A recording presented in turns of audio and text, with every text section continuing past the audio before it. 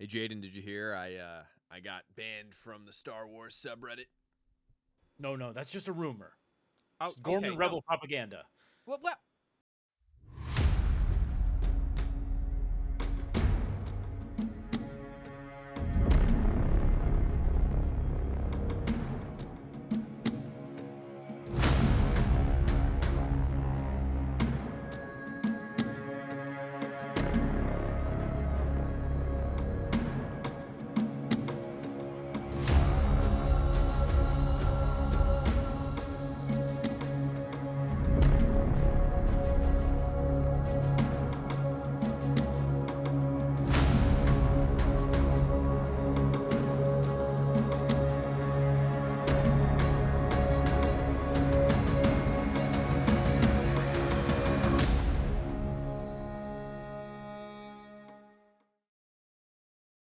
Hello there, and welcome to the Lost Cantina, the podcast that explores the characters, stories, and themes behind our favorite galaxy far, far away.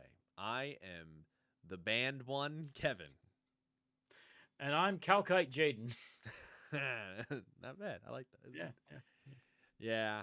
Yeah, I got banned. The reason you got banned from the Star Wars subreddit, Kevin, is because you're an outside rebel agitator.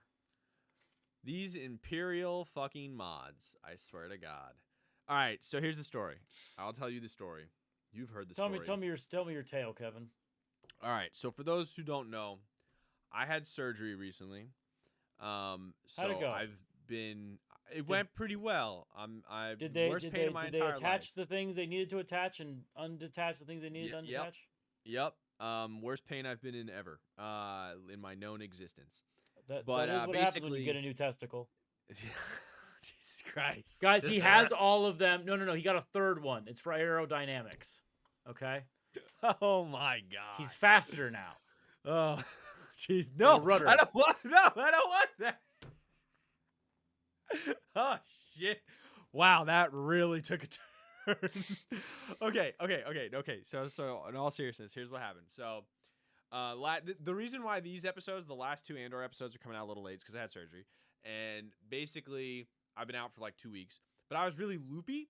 Like, very loopy. I was on some Oxycontin, which I don't like taking. And it was like, you can't concentrate, all that stuff. Yeah. So basically what happened was when the last week of Andor came out, as it was coming out, I posted one of our memes on the Star Wars subreddit. Not knowing that they don't allow memes, I posted a meme of Cyril on the bed holding a balloon. And it said, when you know that like the end of Andor is coming or something like that, basically. Like it's him being excited but sad at the same time. Yep. And instead of like other subreddits where they remove it and give you a warning, because I never ever got like any issue violations or whatever in that subreddit ever. Basically what happened was they removed the post and then they temporarily banned me from the subreddit. And I was like, what? I messaged the mods, they didn't answer. So I was like, okay. And then when I had surgery, I ended up getting a message on one of my alt Reddit accounts, like one of my alternate accounts. Like I have 2 Reddit accounts. And basically, I forgot I was on it, and I was on the Star Wars subreddit, and I commented on something, and then I got a temporary ban on Reddit for a week, and I was like, what the fuck? And they permanently banned my alt account on the subreddit, and I was like, okay, I get it, that's fine, whatever. It's not like my main account, whatever. So then they were like, ban evasion. I'm like, okay, whatever. So then I get on my normal account like a week later after the ban's gone, and I'm back on the Star Wars subreddit talking. And then they banned that one permanently from the subreddit saying, you're ban evading, because my alt account got permanently banned. And I messaged the mods, and I was like, what the fuck is this? I was like, I'm damned if I do and damned if I don't. I say, hold on a second. I was like, I'm cool with the other one being banned. I was like, I don't give a shit. I was like, I wasn't purposefully like trying to do this, like ban evade and shit. And they fucking just messaged me back the rules of like Reddit. And I was like, I understand that. This is the situation. Can you like, can I talk to you guys? And then they muted me from talking to them. So fuck you. Like I was like, what the hell is this? I was pretty pissed. The fact is like apparently I have a lot of friends who are mods and they're like, yeah, they're not actually modding. There's this like new Reddit feature that lets you like look at the mod stuff. Like you just get like, hey, this person possibly could be ban evading, and then you just click ban, and then that's it. So like they're not actually modding. Meanwhile, they let people spew the worst shit on that subreddit, like that hate Star Wars. And we're not going to start on that. But I'm looking at the top post on our Star Wars, which I can still see, by the way, because I'm not. I can see it. No, I can see it. I just can't comment. I can't post and comment. This is the date when we're recording this, but it's the top thing is just a Poe being a wise ass didn't start with Ryan Johnson, and it's just him going, so who talks first? You talk first, I talk first. Riveting stuff, guys. Riveting content. Meanwhile, the Andor subreddit, not our Star Wars Andor or whatever it is, just our Andor. I'm on that a lot. I've been talking to a lot of people. Great subreddit. Love it. Star Wars mods are fucking Imperial scum. Anyway, that's what happened to me in the last couple weeks. Yeah. So you guys, we talk about Star Wars content on this show, specifically. That's my story. That's my rant. That happened to Kevin and Kevin alone. Like they won't, hit me up. They won't. They. I can't believe they muted me. I'm like, are you kidding me? All I said was like, hey, I've never had a violation. Help me out. What's going on? Can we talk? And then they were like, you've been muted from talking to them for a month. I was like, okay. This is gonna come out before then. That's really funny. Yeah. Speaking of horrible injustices related to Star Wars, let's talk about the Ghorman massacre. Yes. This episode's going to be pretty intense. I think I like the finale, but I think these 3 episodes might be. People are hailing this as the best Star Wars ever. Oh yeah. I don't agree. It's very good television. Oh, it's great TV. It's great TV. I wouldn't call it the best Star Wars. In terms of show, or do you mean in terms of like overall? Star Wars in general. Like the thing, a lot of people complain about the show. One of the complaints I saw about people, I know, shocking, people complain about Andor. Something that I saw was that people said like this doesn't feel like Star Wars. This feels like Game of Thrones. And I subscribe to that. I get that. I agree, which I have always been a proponent of, because people are like, oh, why can't Tony Gilroy create everything for Star Wars? Why can't he, do Ahsoka season 2? And I'm like, Star Wars is a unique franchise in that Skeleton Crew and Andor can exist in the same universe and both be equally valid. Exactly. I think y'all elitists need to get over yourselves a little bit. I would agree with that 100%. 100% I would agree with that. One of the things that I love is that the big complaint I always see is people going like, oh, if Dave Filoni made Andor, there would be a bunch of gratuitous cameos from legacy characters that no one cares about. And I'm like, y'all do know Mon Mothma was a throwaway character in Return of the Jedi, right? Yeah. She's literally a glup shitto. Yeah. And they even got rid of her deleted scene. They made it a deleted scene. The one scene where she's like talking with all the other senators. That's in episode 3. Yeah, she just appeared. That's where that actress came from. They got rid of deleted scenes. Yeah. So I mean, so get off your high and mighty horse there, some of y'all, because it's like Star Wars is valid no matter what form it is. From Acolyte to agree with that. Yeah. From Acolyte to Ahsoka to this glorious Andor. Yep. That's my rant out of the way. Yeah, there you go. Before we get into everything, we're gonna do our housekeeping stuff. You guys can email us at thelostcantinapod@gmail.com. You can find us on all your social media stuff as well. We are pretty active on there now, especially the TikTok and especially the Instagram. Bluesky, I'm working on it. Okay, I don't open the app enough. But we did get a couple questions, a couple things that, episode ideas. My cousin specifically sent me one today. He called me and went on a rant. And was like, I need you and Jaden to talk about this. And I was like, send us an email. Write it down and send us an email. It doesn't. I do get that where my friends, I'm like, hey, talk to me about stuff on the podcast. And they're like, I could just talk to you in person. I'm like, I need content for my show. Just fucking email me. Jesus. But yeah, check us out. We're around. Have it on our phones. Before we get into everything, though, we are gonna take a quick break. but we will be right back. Oh, hey, look, we're back. Look at that. All right, Jaden. Wow, that was incredible. The Andor, the Andor Ghorman arc. Yes. So, this is pretty intense. It's a year after the last arc. Yep. Cyril Karn has been living on Ghorman now for another 2 year. years? Yeah, 2 years About now 2 total. years, because he spent a year Yep. trying to build trust with the Ghormans, Yep. and then he spent another year working as a double agent for them. He built up his own network of spies on Ghorman. Yep. But they were using them. Around. He's being used by Daedra as like Yep. the controlled opposition. Yes. However, we see in the beginning of these episodes, we see Cyril. It has a very these episodes dog hair. These episodes have a very heavy Cyril presence. These 3 episodes, they follow Cyril, Cassian, Mon Mothma, and Daedra's involved in the Cyril story, but Cyril has a massive plot point and a massive plot situation going on with this. One could say this is the Cyril movie almost. Yeah. Yeah. So, okay. So where do we start now? I think we need to talk about like the city of Palmo. Mm-hmm. We cut back to like the grounds, and like you notice a big difference right away that there's the commerce isn't as strong. Mm-hmm. It's heavily blockaded by Imperial troops. Everybody seems to be very uneasy. Yep. And we do end up seeing Cyril. He is way more into the Ghorman culture now. Yeah. He's dressing like them. He's way more friendly with them. It's kind of interesting to me because to me it feels like Cyril found a home.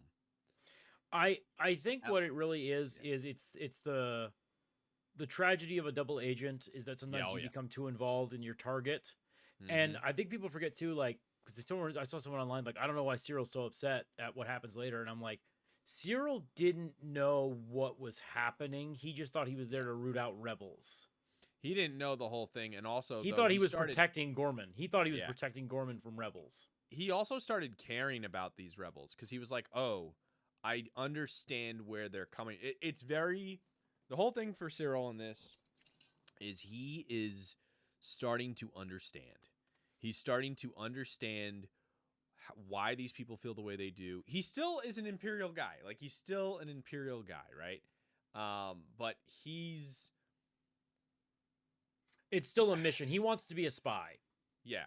He wants to be a spy, and that's what he gets to play spy. You know, he's working for his girlfriend. You know, he's like, oh, once this is over, we'll get a big fancy mansion. Yep. He ends up going together again. He ends up. We get this whole sequence. I know we want to talk about Palmo real quick, but I think this is an important context to have in the beginning. We see him go back to Coruscant, and he's all excited, and he goes to see Daedra, but she's like, basically like, turn the lights off, like, I have an hour. And he's like, what? And it's basically like, I have an hour for us to fuck, and then you have to leave. And he's like, no, then we have to go report. Well, then they have to, you can report, but then you got to go back basically to Ghorman. And he was all excited. You could see he was all excited. His whole demeanor is different. He gets to have sex like 8 times. An hour? That's so much time to get stuff done. Oh my God. He has this whole new demeanor in the beginning of these episodes where he's like, he's got confidence for the first time. He's got confidence. He's more relaxed. He's a much different character than he was before. And seeing him come back into the Imperial space on Coruscant, you can see that it's affecting him in a way. And even he seems like almost confused by it to a degree. But here's what it is, Kev, is that his entire life he's a drone. He's been a cog in the machine. Yeah. And I think now he feels like he's finally a part of the team. That too. Team Empire. Yeah. And later on, I mean, we can just say it's spoilers. Like y'all have watched the episode. Yeah. When the massacre happens, he realizes that he is and always will be a cog, a tool, a piece for the machine to swallow up and spit out. Yeah. And that's why he has that breaking point. He'll never be a pawn that gets to the end of the board and becomes a rook or a knight or whatever. He's always going to be a pawn. Yeah. And a sacrificial pawn. So that's how I viewed it. But anyway, so it's a pretty big story arc for him. We'll continue getting into that one. But yeah, Palmo is under Imperial rule. It's completely different. Within a year, it's most definitely like the scheme to make there be an excuse for Ghorman to have heavy Imperial force there, to have a heavy Imperial force there, worked. And so those quote unquote air quote rebels that they basically helped create and facilitate, it's working. Ghorman is now known as a place of conflict, a place of anti-imperialism, and we see it's on the news. We see the propaganda they use from their Fox News, and we see that kind of stuff. But yeah, the Seeds of the Rebellion on Yavin 4, I mean, so this was actually my favorite part of the series. Yeah, it's because I liked Wilman's cool seeing, now. Wilman's very cool, but I liked seeing the rebellion grow in between like this set of episodes and next set of episodes. Where like, because like we way back in the beginning of season 2, Yavin 4 was just a spot that Andor was supposed to drop off the TIE Avenger at. Yep. And then they slowly started growing it into a rebel base. Like I love seeing, like, I always assumed everyone just lived inside the temple. Yeah. But no, there's a whole city outside of the temple, and including something that was very interesting, a force healer. Yes.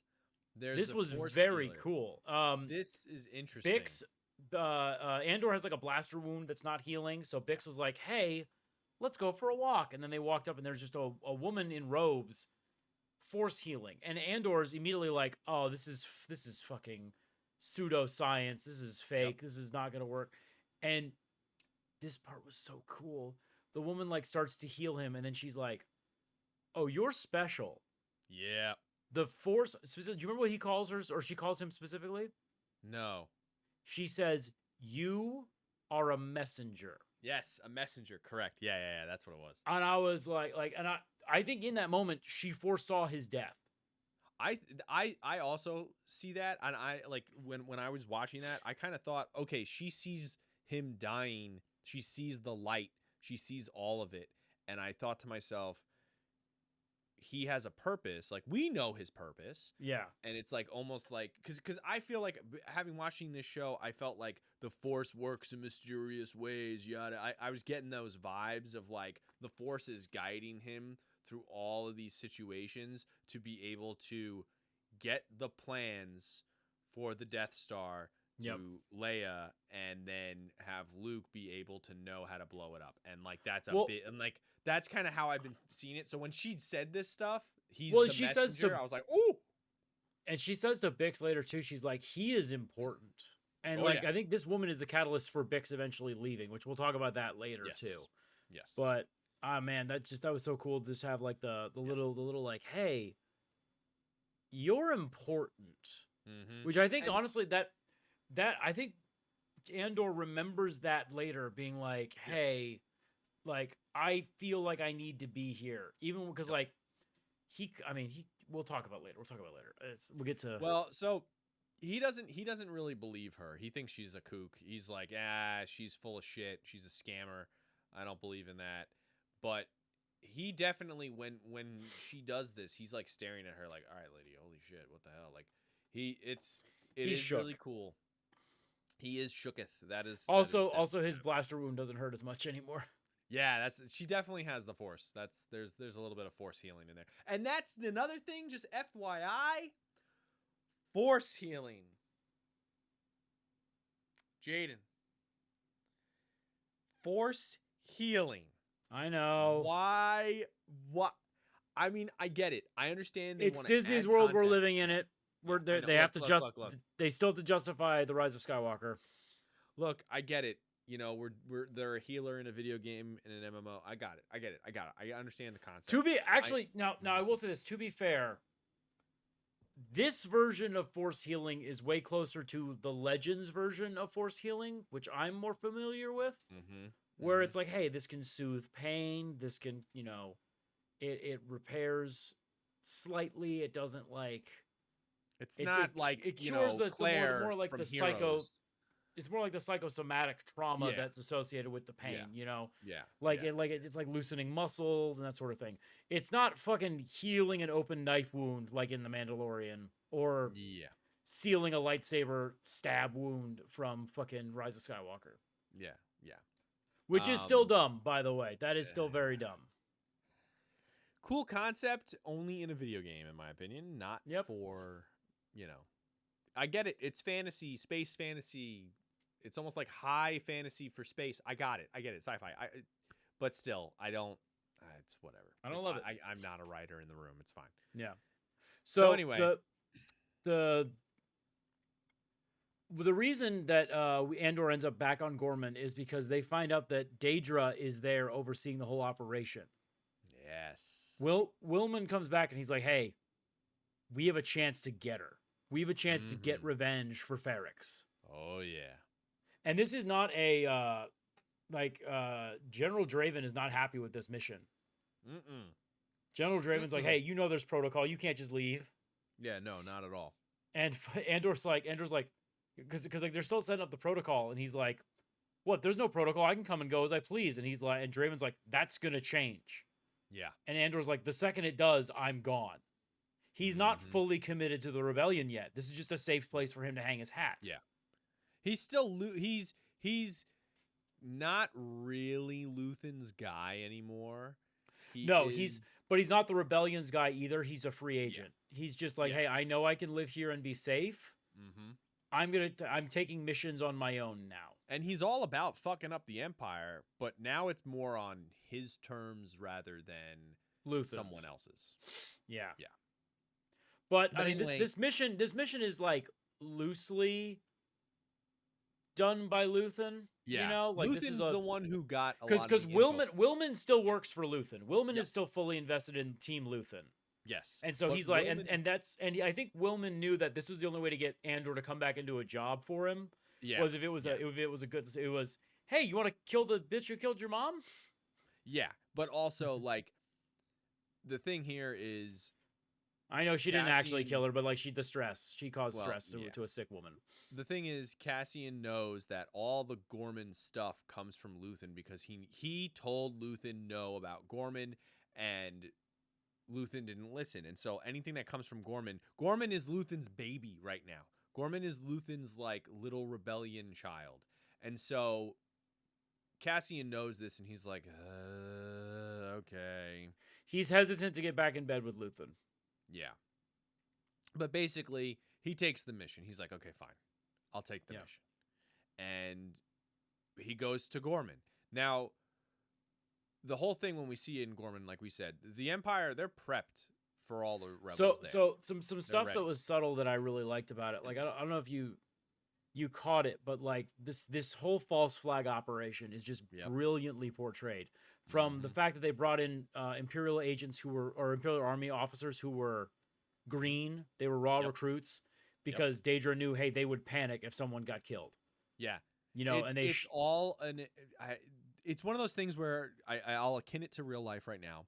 People are saying like, oh, like what if we get violent here in the United States against the administration, right? And some people say don't do that because then you give them the excuse to then use force. They say, which is what we see in the Ghorman massacre. Which is exactly what we see in the Ghorman massacre. Again, you said they bring in these green troops. We see that they're green recruits, and some of the more seasoned people there are kind of nervous about it. Because they're like, hey, these guys are not ready to do a patrol. And Daedra's like, I don't give a shit. Go clear out that plaza. Yep. So basically, what's going on is a lot of the Empire forces are on Ghorman. Now, we know the real reason why the Empire is actually there is to mine Calcite. Calcite! I'll just keep saying, I'll just yell it, Calcite. Calcite. Basically, I'll never forget Mace Windu, that video he made where he was just like staring at the camera and he goes, Calcite! Calcite! What? And he just like screaming, and I found Calcite it hilarious. alternative, Calcite substitutes. Calcite alternative. It was great. So basically, Cassian says okay, and Cassian shows up at the same hotel that he originally went to, but now he sees how everything's changed on Ghorman, and he is let into the room. He's got a new alias, the whole 9 yards, and he's let back into his room by the bellboy that let him in last time, the like receptionist kid. It was very cool because he's very subtle about it. He's like, you got to carry your own bags. Yeah. And well, the one girl was like, I need to know like why you're here. I need your papers, please, basically. And he's like, I don't have them. And the kid's like, I'll take over from here. And he like helps him get to his room. And he's like, I remember who you are. And he says like rebellion is built on hope and all that. And yeah, he was like, why help? Why help me if there's no hope? And he goes, rebellions are built on hope. And that's right there. And so we see Cassian build his sniper rifle, which is really fucking cool. Yeah. And he's got a straight shot view of where Daedra usually is in her office and stuff, overlooking the plaza. And he hears these stormtroopers above him. So he's like, okay, I'm fully like surrounded. I'm in the lion's den here. I got to be careful. And yeah, it's so cool watching him build that gun and use pieces of it to just look and all that stuff. So he's there and he's like, okay, yes, this ain't good. And Cyril's back on Ghorman too, and he's been like talking to the rebels and trying to convince them that he's not a spy, because a lot of them now don't trust him because they're like, hey, some of these things are too coinciding, they're too coinkydinks, too coincidental for us to, they've lost people, they're struggling, and they don't really trust him as much now, and he's trying to build that trust. And I will say, I know he had the meeting on Coruscant where he's like debriefing, thinking he's gonna be somebody, but he clearly kind of cares about these people to a degree. Yep. And now that he's been living amongst them, he kind of, there's that empathy. The empathy just gets built. It just gets built from him. And I think these people have treated him really well too, better than anybody has treated him, especially his own mother. So I think that kind of molds and shapes him a little bit. I'm not giving him excuses for being a fascist prick, though. I don't take that into account. I'm just giving you context. That's all. Yeah. Here's the thing about Cyril. Again, he's a fucking cog in the machine. Yes. He thinks that what he's doing is good, and then when he's confronted by that, when he finally finds out, there's a great sequence when like they get all the Ghorman rebels to like start marching towards the square, and they open it up. They're like, okay, we're setting this up, and the leader of the Ghorman front, Caro, when he finds Cyril like in the crowd, and he confronts Cyril, and tells him like, I see again. This is why I fucking wish we had gotten 5 seasons of this show, because I would have loved to have seen the double agent work between like this guy and Cyril, like figuring each other out. Yeah, because it feels like this confrontation feels like a confrontation that's missing like 4 episodes of context. Yeah. So I mean, okay, real quick. Yeah. Why do they march onto the plaza? They're marching on the plaza because the Imperials need them all gathered around so they can set off the ambush and set off the massacre. Correct. To give an excuse to show that outside agitators were pissing, were buzzing about, causing the Ghormans to rebel, so they could lock down the planet. But why do the rebels show up at the plaza? Because the rebels show up thinking that this is their chance to take down or to give a big demonstration for the Empire. I just want to make sure we have context for this, because it's important that here's the thing though. Led. No, they're being tricked because the leader of they're being led. The leader of the Ghormans, Caro, does not want them to go, and he's begging them not to go. But his selfish ass children Mm-hmm. lead the rebellion in there. Yes. They're like, "Shut They up, old man, say, we're going." yeah. They push him on the ground. They're like, get out of the way. They're gonna do, and And Cyril again, it's finds him and picks him up and still does his like double agent role. Like, "Oh my god, are yeah, you okay?" And it's like, "My yeah, yeah. sources don't know anything about this. Like, what's going Yeah. on?" And that's when Carl And like then, puts it all together. He confronts Cyril. He goes, mm-hmm. "Hey, there is Imperial mining equipment landing all over this fucking planet. Yep. What are they digging for?" And that's he, when Cyril kind of is like, I don't know, because he doesn't know. And no, then no. he's What like, wait Cyril a says minute. is he goes, "That's a rumor." Oh, And well, he's yeah, like, that's a "I've rumor. seen." Yeah, yeah. Yeah, he goes, "That's a rumor." And Carl goes, "Quit believing the Imperial lies. I've seen it with my own eyes. Yep. What are you taking from the ground?" Yeah. And that's when Cyril starts to go, "Mining equipment? What? What? Mm-hmm. What? This is a textile world. What the? What do you mean?" Mm-hmm. And that's when he immediately starts moving towards Daedra. And like they So, were like, all Imperial citizens must evacuate and get to shelters. They, so here's the scene. Like, let's just like at least like give the context of the scene, right? So you have the crowd is there in the square, screaming, hooting and hollering. They're getting more and more agitated. You got stormtroopers in the back that are now basically surrounding the square. You have the news people that are like there, spreading the propaganda, saying, "Look at all these violent people in Ghorman." Yep. You have the building that Daedra's at completely like engulfed in Imperial agents. He convinces himself to he convinces those people to let him in because he's like, "I work here," and they're like, "You can't go in there."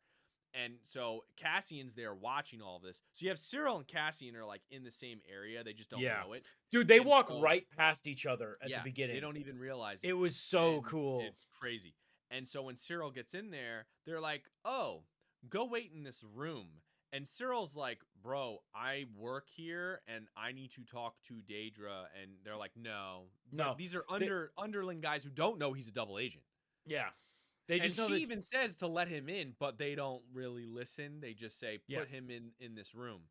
And when he Well, goes and in this, dude, when they open Mm. those doors oh, and it's filled with K2 enforcer droids, yep. I was like, "Oh shit."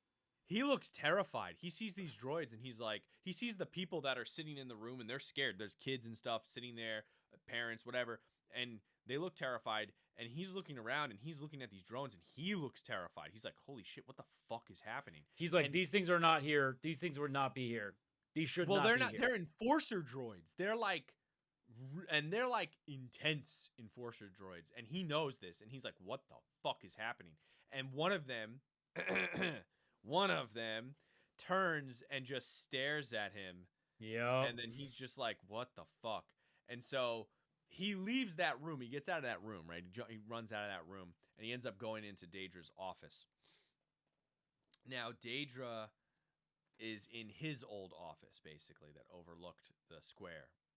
That was never his office. No, it's a different building. No, it's a different building. But everybody leaves the room when he comes in to talk to her. But he's not so chipper right now. Dude, he went straight for which someone said this is a great allegory for like frustrated fascist incel. Yeah. Because he just immediately lashes out at the woman. Mm-hmm. And he grabs just like her by the he's neck, choking and her. And there's a couple of contexts to understand in this situation. One, he has been frustrated his whole life and has never been able to lash out. Yep. Two, he knows he's been in the dark for a lot of this, and now he's like, "What the fuck's happening?" Three, he's confused because he genuinely is starting to care about these people and like this planet. And four, he's frustrated that the woman he's in love with has been lying to him. Lying and using him. And five, he realizes he is just a pawn. And it was never about him actually really doing anything to make anything better and or better for himself. And he's realizing that he's being used as a tool to hurt people. Yeah. That's to another part of destroy it. this planet. And so he grabs her by the neck, and It's great. I mean, he's like, "What are you doing? What the Yeah. hell is this mining equipment for?" And he starts hardcore interrogating her, and she's genuinely scared, and you can tell because I think her white pants turned yellow. No, no, she's scared because you can see it in her eyes. I mean, she's like, "Holy shit," because he doesn't act like this. So for him to act like this, she doesn't know what he's gonna do. She doesn't know what he's capable of. Yep. And so now that those doors have been opened for him, she's like, "Oh no, oh no, oh no, what the fuck?" He could kill her right there. And like Cassian has been watching her office this whole time. He's been watching her walk in and out of the window and Yeah. stuff. This is the one point where he like sees her walk away from the window, and then she like disappears for a bit, and he's like, "Ah, crap!" And he's like looking around. Well, that was the watching. most frustrating part about that. Is I was like, he could have shot her like 6 times. I was like, just Oh fucking yeah. pull the trigger. Well, God damn he it. just keeps getting interrupted. He gets pushed. Somebody talks to him. Willman's with him on the planet, and they're like kind of coordinating, like talking. Oh yeah, to. they jammed the Imperials jammed the communication too. That was the other thing. Like Yep. so then Now, Willman had to go find. Oh yeah, we should mention this too. Willman has been on Ghorman for the last year. yeah, and he's been hooking up with the blonde chick. Yes, the blonde And- French lady. Yes, and they are a thing. They are an item. And so like Cassian's now seen, the rest of their rebel stuff. He sees how they're operating. He understands it. So there's a lot of It's context better. there for it. It's still terrible, but it's better. Oh yeah. And Cassian still is like, eh. So basically, Cyril gets pissed, chokes her out, and then she basically kind of comes clean, tells him everything, and she's like, "You don't understand. This is gonna be amazing." And he just looks at her and he's like, "Are you fucking kidding me?" And he like basically just breaks up with her right then and there and is like, "You're a piece of shit. I'm leaving." And then he runs out of there. Into the melee, into the chaos. He runs into the crowd. He is freaking the fuck out because now there's a lot of more context here. A lot of people have been saying online like, "Oh, is this him flipping and now caring?" There was a question of like, is he going towards the rebellion? And honestly, I think there was a chance that he probably could have. Totally. Had he not seen that motherfucking Cassian Andor. Yeah. So yeah, he runs out. It's a complete difference of him trying to be proper and go into the building now, and it's all chaotic for him. He runs out of there. And basically, he's like in the crowd, and everybody's in the crowd, and the crowd's getting restless. It's getting all, and then those new stormtroopers in training come out, and they are terrified. They're trying to break the crowd up, make a path for nobody who's behind them. They're just making a path because they were told to. And all of a sudden, a sniper shot out of nowhere. I love it, dude. The Imperial sniper being the one to set the whole powder keg off was fantastic. Yeah, so an Imperial sniper sets a shot off, and all hell breaks loose. Now, right before that, the rebels begin. I forget the guy's name. It was the dude who interrupted the heist originally. Yeah, he's now a big rebel. They're singing the Ghorman song. Yes, it's great.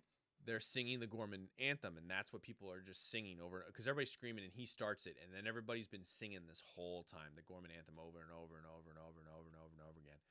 And then when these guys come out, people start like pushing them, and then the shot comes out, and then all hell breaks loose. Everybody on the rebel side starts firing. Everybody's getting fired at. All hell breaks loose. It goes It's fucking great. It's wild. beautifully coordinated. The chaos of it all. And this was great too, because then we get to see we got to talk about it, the Cyril versus Andor fight. Hold on, Cyril just goes into the fucking rage. I want to get into it. I totally do. I just want to say that the cinematography, the way it was filmed for the chaos. So apparently the director for this has filmed war zones and protest zones before. So he filmed it for documentaries and all that stuff. Yeah. He filmed this scene specifically, and had it like directed a specific way. The way the camera angles are more like if you were standing rather than over tops and that, like, overheads and that kind of stuff. It was filmed a specific way to make you feel like you were genuinely there. Yeah. The cinematography and direction in this episode is fucking phenomenal. Top notch, absolutely brilliant. And yes, so the fights break out. All of a sudden, the droids are let loose and they go ham and they start fucking shit up. Yeah. Killing people. The daughter of the rebel leader gets thrown and killed. Everybody's firing. People are getting shot. The rebels think they're winning, then they're not. And they're screaming and getting... I mean, you see all these rebels that are from Ghorman, and you just see the chaos and the death. Yeah, you see the ones that we know picked off one by one. Again, Yeah.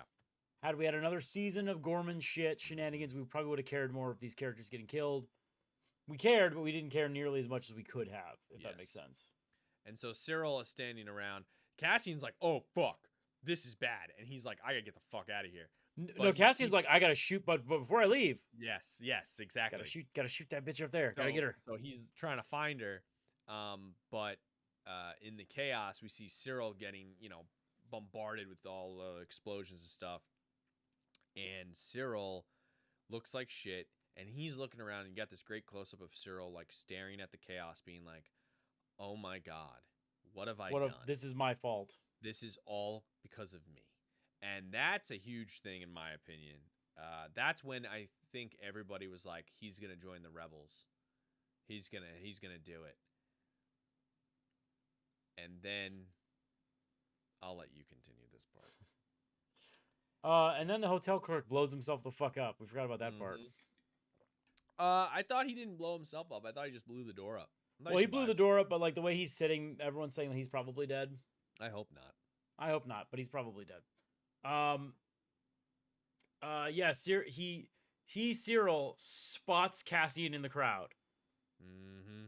And immediately he's just like, I have nothing left but Spider-Man. Well, okay, remember, he's like, what's Cassian about to do? No, he doesn't give a shit about that. He has no idea. He has no context. Cassian's about to... Yeah, he's about to shoot Daedra. He's about about to murk her. Yeah, he's about to get her. Cyril doesn't know that. Cyril doesn't care. All Cyril knows is that this is the guy who ruined my fucking life. Yep. And this is the worst day of my life. There's the guy I've been hunting for 5 years. Yeah. And they start beating the shit out of each other. They kick the absolute dog piss out of each other. And the thing is, so Cassian's just trying to survive. Cyril is out for blood. He is enraged. Which it's crazy because like once you know the context of it, like Cassian, the entire time is just confused as to why this random Ghorman guy is beating the fuck out of him. Yeah, he doesn't know. He has no idea, and so the fight's insane. It's intense. It's in the like restaurant thing that it's in a cafe. Yeah, the cafe that he yelled at that Ghorman woman in the couple like a year or so ago. Yeah, and the fight's insane. It's super intense. And when finally Cassian loses, he loses the fight. He loses the fight. Cyril beats him and has a gun to his fucking head. And Cyril's like ready to kill him, and he's like, basically it was a Thanos Scarlet Witch moment where he's just like, you took everything from me, like this is all your fault. And Cassian's like, who are you? Yeah. And that's the title of the episode too, and that blew my freaking mind. The look on it's perfect. The look on Cyril's face was like, are you kidding me? And he like looks upset, and then boom. This the biggest oh my God, the biggest shock of the episode. I thought we'd see Cyril for the rest of the season, the rest of the show. Oh yeah. No, he gets fucking shot by a rando. We don't even know who shoots him. No, we do. It was Caro. Oh yeah. You're right. Yeah. Right. Caro takes him out. Caro gets his revenge. His small little revenge. You're right. Yeah, so he's dead, and the news is there, and as soon as that happens, we see it ends up going to his mom, Goes to Cyril's mom, and she's with her and friends, she and she's starts crying. like crying, but because we hear on TV, like this is after the massacre, like at the end of the episode. There's more to the massacre, but at the end after that, she's like crying, and then they say that there were heroes that died there, like Imperial heroes, and then she like gives a little tiny smirk because then she's like, "Oh, my son can be remembered as a hero." Yeah, my son is a hero. Fucking bitch. Anyway, back He's to the finally massacre. useful. Yeah, right. Back to the massacre. It keeps going. We got droids running around, attacking people, chasing people in the streets, and Willman is like trying to get the fuck out of there. Cassian's trying to get the fuck out of there. They end up meeting up, and they're getting chased by a K2 unit, and we see that Willman crashes a Willman's Imperial hurt. transport. Willman gets hurt in this whole fucking thing. His leg gets messed up. But Willman crashes into the K2 unit that is charging at Cassian, and I want to say something real quick about Cyril, because I have the I have there's the, so much on Cyril in this. We love there it. is there. Well, I put the scene up just so I could like get the full context of it again. Cyril lowers the blaster right before he gets shot in the head. Yeah. He could have been a rebel. There's a hinge I of don't regret in there. I don't think Yeah. I don't know. I don't know if he could make it to be a rebel, man. I really don't think he could understand. Like This was the not whole an thing is his Agent whole Callus life- moment. So he is the perfect. To get back to him, he is the perfect imperialist, fascist, like Allegory. example of a person. Yeah. In the way I mean this is, his whole life has been controlled. He's Yep. never had a choice, right? So like from his mom to his jobs to like what his whole life, he's never been in control. Everything has been done for him. The decisions he has to do, all those things, not in a babied way, but in a you don't have a choice way. You never will. Yeah. And so the rebellion is all about like having that free will and having those choices, and that's, I mean, anti-fascism, like that's what it is. And so I think Kevin, almost like him lashing out against Daedra, him trying to then say fuck this, and possibly wanting that freedom, and then not killing Cassian, like you said, lowering the blaster. I think like he could have. Cassian. I don't know. No. I think here's the thing. I think I'm with you on this. Cyril lowering the blaster was his actual only act of rebellion, because he, in that moment, he did not give in to the fascist tendency of revenge. That's good. I like that. In that moment, there was a small bit of redemption for him.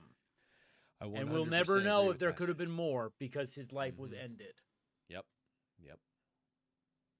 Damn. By a man seeking his own revenge. So anyway, the K2 unit gets fucked up, and Cassian has got to get Willman off the planet, and he's like, you know what? Grab that K2 unit. Grab that K2. Well, no, Willman stays behind, remember? Willman does stay behind. You're correct. Willman stays behind. Willman ends up getting hurt. We find out his leg gets fucked up.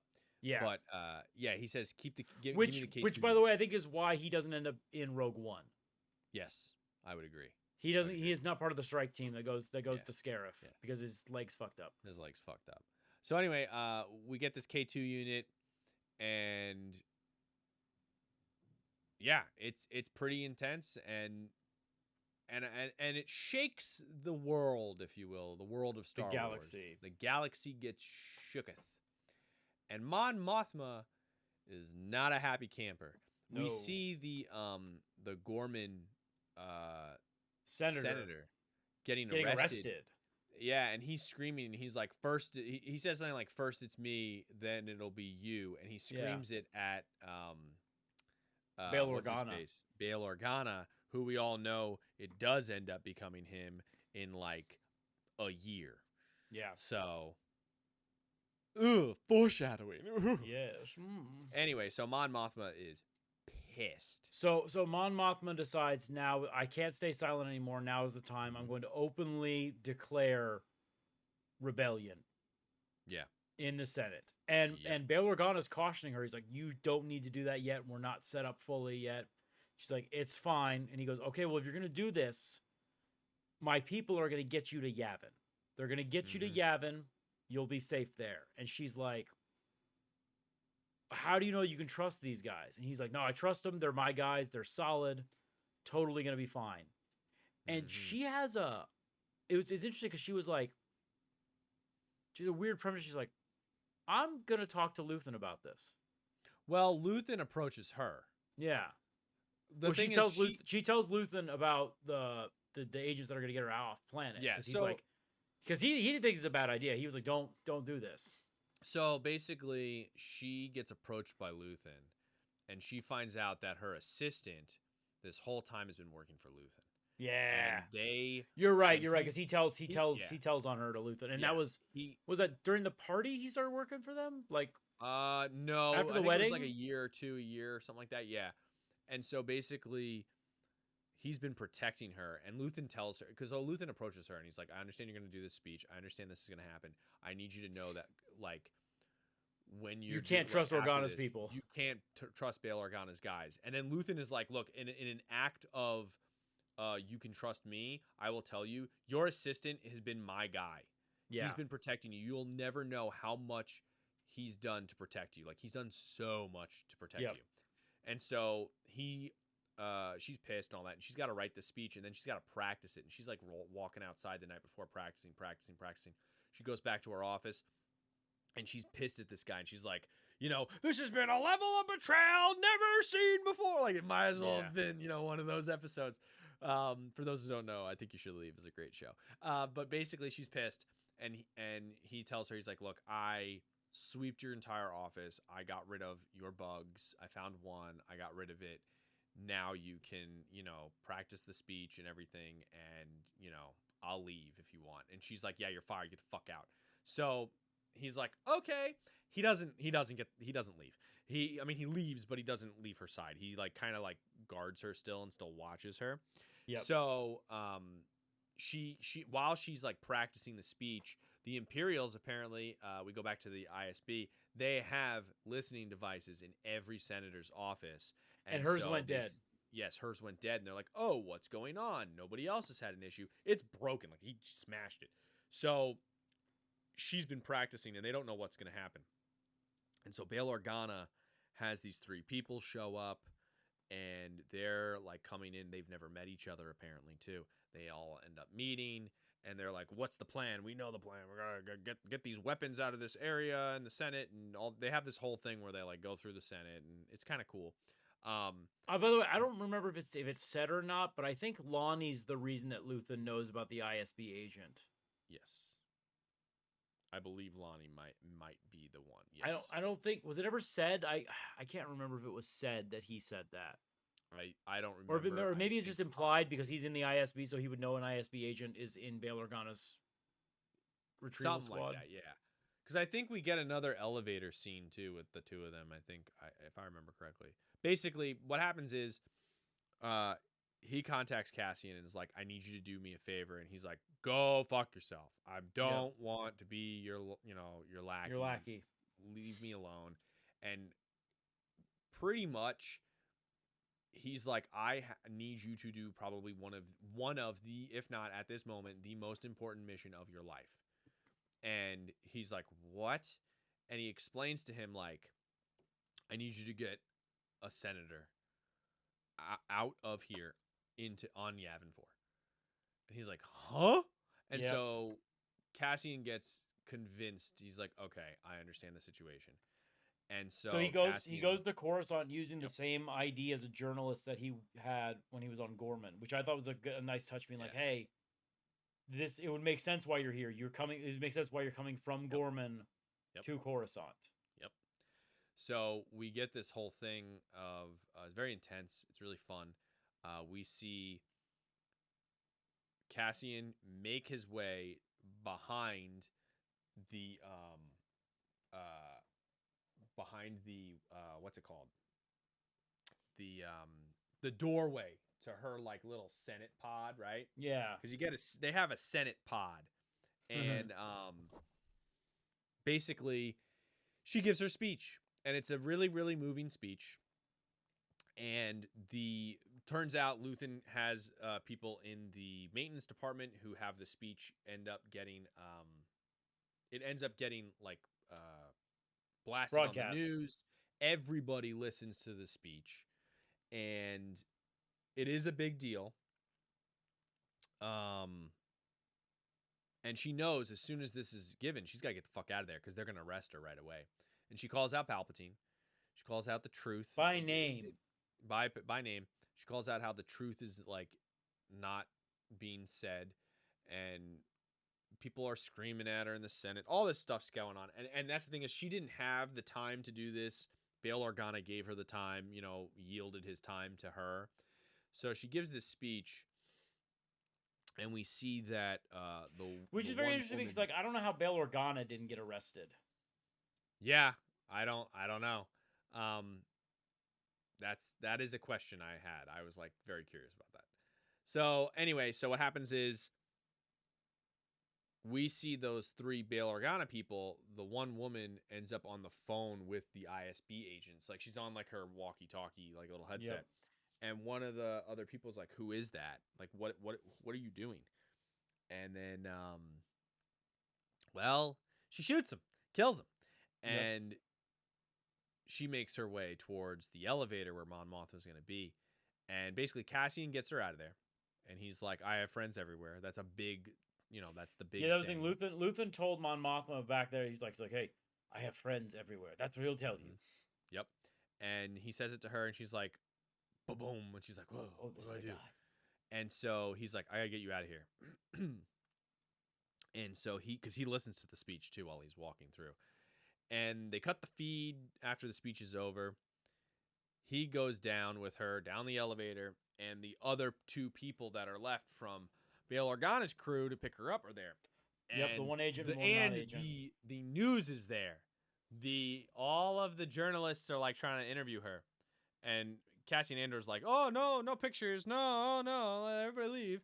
And then they get approached by these 2 people, and she's like, "Come with me," and he's like, "No, she's going with me." And then blasters her out basically. Yep. And we're in a standoff. He ends up killing her. I've FYI, so he's technically Mexican, so it's technically a Mexican standoff. Hey. But he kills her, he wins, and then he tells the other guy to go fuck himself and get on the ground. And he takes her down the stairs and everything, and he's like, the way they do the whole thing where I noticed him hiding the blaster behind him when he's in front of people, and then in front of him when like the people are By the way, him. Mon Mothma's assistant, we didn't mention this before, he's in Rebels. Yes, he's in Rebels. He's also in these scenes. He's like helping her, and he like in that one scene with the standoff, he actually shows up. He shoots the agent. He's the one who kind of like makes it so they can get out of there. But yeah, he's in Rebels. He's in Rebels quite a lot, actually. Yeah. So yeah, I think that's really cool that you could tie that into this show, which is really cool. So yeah, Cassian's going all through the building with her, and then finally they're like, "We gotta get the fuck out of here." And he's like, "Where's your car?" And she's like, "Well, it's parked." She's like, "It's parked," but the guy driving it is an Imperial agent. Just heads up. And Cassian's like, "Yeah, whatever. I don't care." Cassian's like, "I got this." He's like, "Yeah, it's fine." He goes, "We need to go," because everybody's in the back of the Senate, right? Like, everybody's looking for her, and like everybody thinks he's going out the loading dock. No one thought she would use her own car to leave. Yeah, so he's like, "Let's do that." So they go out, and they go to the area where like it's like a big like kind of like a pavilion style area, open air garage. Her driver's got a blaster. And he's like, "Oh, I can help you." Oh, and he goes, "What's your driver's name?" And she's like, "Whatever, I forgot his name." Bill. And he yells. He goes, "Whoa, we got her! We got Mon Mothma!" Da, da, da. And then he just boom shoots her. That screen grab. There's a screen grab of like him super serious and Mon Mothma screaming her head off. It's so fucking funny. It's such a great meme. She's just like, oh, like it reminds me of the Scream painting. That's what it reminds me of. Yeah. So yeah, she's like, you just killed that guy, and he's like, uh-huh, and then, like, yeah. So they get the car, they escape, and he brings her to a certain crew that we are aware of that they bring her to Yavin for. Yeah, I like General Draven was like, we're changing the narrative. Gold Squadron is going to bring her in. Yep. Gold Squadron to the rescue. Which is led by the Ghost Crew. Yes. So the Ghost Crew from Rebels are the ones that bring her in, and it's very interesting because she makes a second speech in Rebels declaring her intention to rebel. Yeah. And some people were complaining about the difference between the two speeches, and I'm like, I actually think it makes sense for her to make a speech when she officially joins the rebellion to signal, like, hey, this is a transitionary period for me. Yeah. It's funny too because they're like, Cassian, you want to hear her? And he's like, I've already heard her speech. She's really good because he heard the first one. Yeah, he was there. So I was like, oh, but yeah, he ends up going and saving her, and he's the reason Mon Mothma ends up actually like escaping, which is really really fucking cool. Yeah. Yeah, it's pretty sick. But then the end of this episode, it's a little emotional. It's a little sad. It's very sad. I called it. I just want to say that, like, the finale, I'll say this in the next episode we record. I called the reason she left. I called it. You did. I'm going to say in this episode, I'm not going to give you the spoiler, but I will say one thing. You did say it, and I was like, nah, they're not going to do that. I didn't want them to because I thought it was cheap, but I guess they did it. Yep. Basically, he wants to have that, that quiet life with her. He's like, I don't want to. Because he told her, like, this is my last job, and then I'm out. Like, we're done. Yeah. I'm done with this. He doesn't want to do this anymore. And she's like, why? And he's like, I just want to be with you. I want to be with you. I want to be safe with you. Like, let's just, like, go where we got to go and get away from this. We can go anywhere and we'll be fine. And it's like, I'll say this in the finale as well when we talk about that, but to Cassian Andor, Bix is his world. Bix is his galaxy. Yes. He will do anything to save the galaxy, which is her. And so she realizes this, and she's like, he has a purpose, and he's good at this. He needs to be part of the rebellion, and if he's going to give up the rebellion for me, I can't have that. Yep. She understands how important she is, and so she makes this sacrifice to leave. Yeah. And not tell him where she's going. And it's pretty fucking sad. It was actually really sad. And what's crazy too is, they say when one door closes, another opens. Mm-hmm. Cassian loses one partner, and in his grief, he's walking around looking for her, and a man comes up and goes, Captain Andor, we're ready to activate that K2 droid of yours. Yep. So and he goes, fuck it, I guess we're doing this now. Yeah, and so he gets to, they do the whole K2SO thing where K2SO ends up, like, being awoken, and it's kind of crazy, but K2SO, they put this, like, new chip in his head or whatever, and he wakes up, and he's like, can you guys take these restraints off me? Is that cool? I apologize if I've done anything to offend you. Yeah, yeah. And so we have K2SO now, who is part of the crew. But yeah, he comes back and she's gone. She's out. She left. And it is sad. It is very, very, very, very sad. But there's somebody else there. We see a weapon.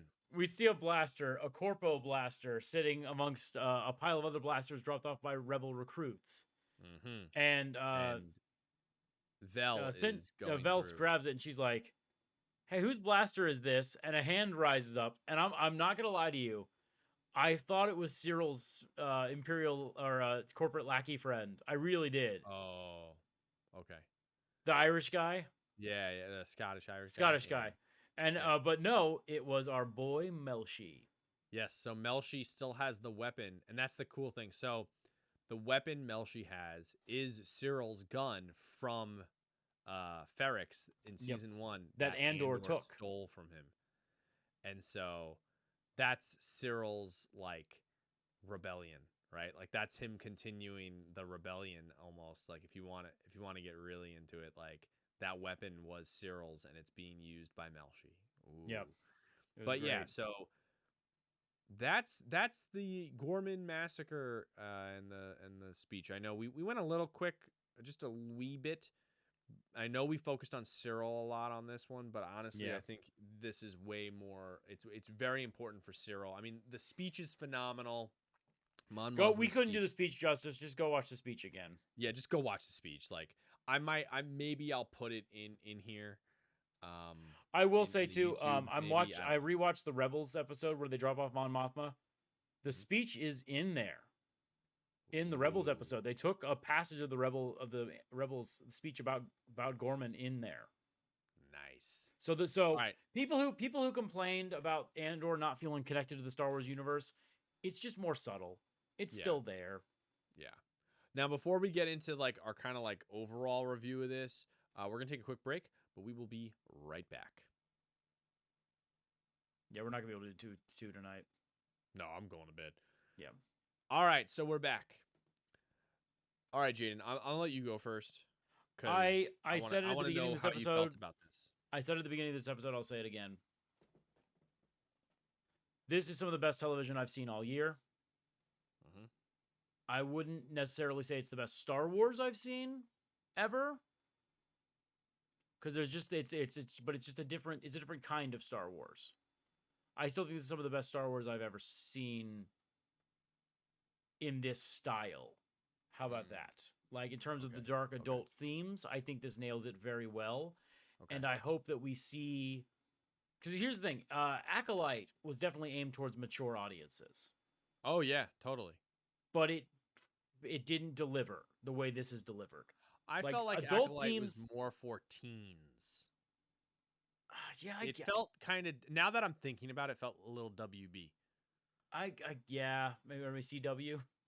Sorry, I'm old. I call it WB. And but it's still an adult themes. This one had very adult themes. Yeah. But I think it landed a lot better. I know it sounds like I'm contradicting myself here a little bit, but what I'm trying to say is this is some damn fine Star Wars, some damn fine television. I wouldn't say it's the best Star Wars I've ever seen. Mm-hmm. But I'm biased towards the original trilogy. I'm an old man. So man, I wish we had if we had gotten 5 seasons of this show, this might be the best Star Wars ever made. The problem is they cut the funding for it and only did 2. Yeah. I personally say this is peak TV. Yep. I do think it's peak Star Wars. I kind of think it might be my favorite show out of all of them. I love Ahsoka, but like this show is, I mean, all right, I have a degree in political science, so like this shit, like I fuck with this. Like this is my jam. Like I love this. This is sick. I think I don't know. I think this specific like 3-episode bit was some of the best of Andor personally, because it was like Ferrex 2.0, but like even more coordinated and intense, and there's way more going on. I loved it. I think the acting was phenomenal.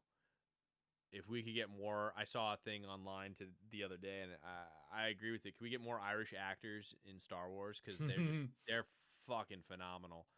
They're very good at talking about rebellions and they're great at talking about rebellions. I love it. And evil empires. Yeah, I wonder why. Like they, I like this. It was good. I do think this was some of the most important situations. Like this specific, the Ghorman massacre and that speech are like the 2 most important situations that we needed to see for Star Wars, because they really were catalysts for like pretty much a lot of the rebellion. Yeah. I think showcasing the cruelty of the Empire in such a violent way was needed. and important, because a lot of the times, you know, you see the Empire in the original trilogy as like bad, but sometimes incompetent, right? And this was like, whoa, because it's not just, we're not talking about fighting the rebels and fighting the Jedi. This is like just everyday fucking people they're just killing in the street. Yep. So to me, I think that warrants a lot more, just a lot more like importance, because again, like the whole point of this show is to not just, we're not following the core four, right? We're not following Leia, Luke, Han, and Chewie. We're following the people that you never hear about, the people that sacrifice everything, the people that don't get that glory. We're following the Bothans. Yeah. This is definitely an important show to have, and to add a lot of context to, I think, even the original trilogy. Yep. But yeah, this is some of the best TV I've seen in a long time. I agree. And with that, we're going to let y'all go. With that, thank you very much for listening. We totally enjoyed this one a lot. I think I remember watching this and texting you being like, Jaden, holy shit. Yep. This was, if you haven't watched it yet, you got to watch it. Sorry for the spoilers, but you know, you got to watch this. This is some good Star Wars. This is some good Star Wars. I'm going to say before I get flamed in the comments, this is really good Star Wars. I like my lightsabers. That's why I said it's not the best. It's still a 10 out of 10. I know. Blasters are too primitive for you, but still. They are. I need a more elegant weapon for a more civilized age. Well, anyway, thank you for listening. You can find us on all your social media stuff. And you can email us again at thelostcantinapod@gmail.com. Thank you for listening, and we will catch you next time on the finale.